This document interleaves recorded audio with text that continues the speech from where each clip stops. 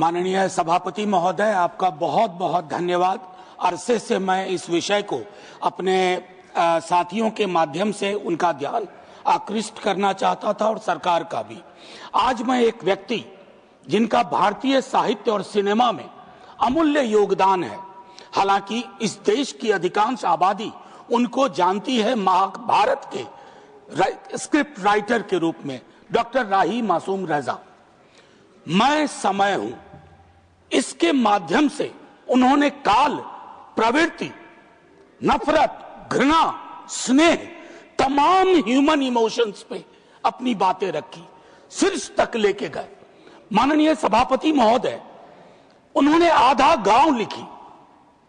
तकसीम के बाद, पार्टीशन के बाद वो आधा गांव, सर आज कई गांव आधे गांव में तब्दील हो गए, कई गलियां आधी गलियों में तब्दील हो गई हैं, कई शहर आधे शहरों में तब्दील हो गए।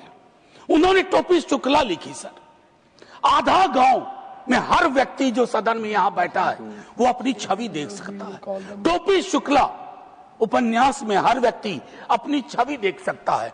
दिल एक सादा कागज, कटरा भी आरजू, सीन 75, ओस की बूंद, नीम का पेड़, न जाने कितनी सारी चीजें। आज उनके द्वारा करबला पे लिखी गई चीजें अगर पढ़ी जाएं, माननीय विदेश मंत्री हैं, तो शायद ईरान को समझने में थोड़ी मदद मिलेगी।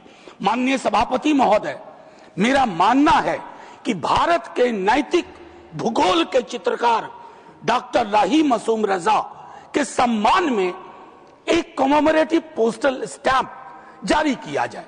ये क्यों आवश्यक है माननीय सभापति महोदय?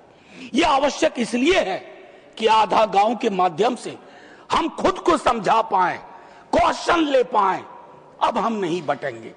टोपी शुक्ला के माध्यम से, जहां टोपी शुक्ला जिसका नाम बलभद्र नारायण शुक्ला था और उसका सबसे प्यारा मित्र इफ्फन था, दोनों अलीगढ़ मुस्लिम यूनिवर्सिटी में पढ़ते थे और अलीगढ़ मुस्लिम यूनिवर्सिटी के माध्यम से एक जो साझी विरासत जिसको पार्टीशन के वक्त में खतरा हुआ था, मैं मानता हूं उस पोस्टल स्टैंप के रिलीज के बाद एक संदेश पूरे देश में जाएगा कि हाँ, साहित्य और सिनेमा को ऊंचाई पे पहुंचाने वाला जो नफरत, घृणा और वैमनस्यता के खिलाफ अपनी कलम तोड़ता रहा और कहता रहा कि ये मौसम बदलने का नाम क्यों नहीं ले रहा।